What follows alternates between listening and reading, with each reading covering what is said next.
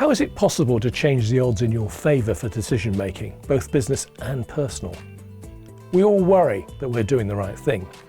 Entrepreneurs especially see the upside more than the downside. If entrepreneurs weren't like that, not much would get started. But what are the implications for looking at our decisions through these rose-coloured glasses and avoiding the downside? There are shelves of books written by people who have succeeded in business against all the odds. Don't read them. Don't buy into what is in effect their ego trip. Their context is not yours. It's a pity none are written by people who fail, the other 90+%, 75% of which, well documented, fell in the first 5 years, as we might avoid repeating their mistakes. Generally, avoiding mistakes pays better than brilliance. Most successful people don't do the wrong thing. You don't need to be brilliantly clever to avoid mistakes, and that's a useful mental model, all of its own. When was the last time you made a decision? Of course, it's just seconds ago to watch this video, and it took almost no brain power because we use the same thought process for everything, small or large, based on heuristics. These rules of thumb work generally as well as full mathematical decision-making strategies, and they work a lot faster. There's plenty of research on this and blogs from us. DIY heuristics and uncertainty brings prosperity. I've also written about one helpful way of thinking about decision making called satisficing. It's when you get to a good enough point and stop looking for more information. Enough really is enough. I like a good rule of thumb, especially for difficult things like decisions. That's why I like satisficing. It's quick and good enough. Brilliant. So now you can make very quick decisions, safe in the knowledge that every single one is 100% correct. Of course not.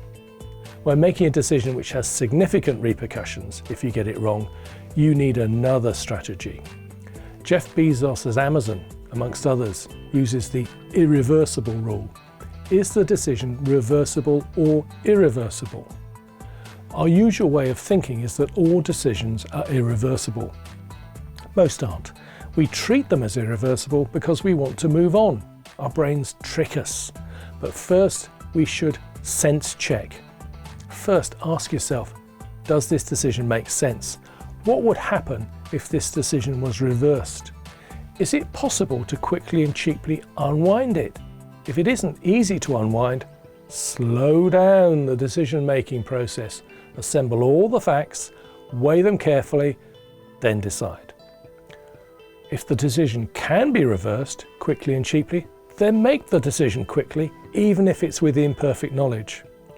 I'm not suggesting you act recklessly or be ill-informed, simply that any extra effort in gaining more information may not help your decision and you might miss the opportunity.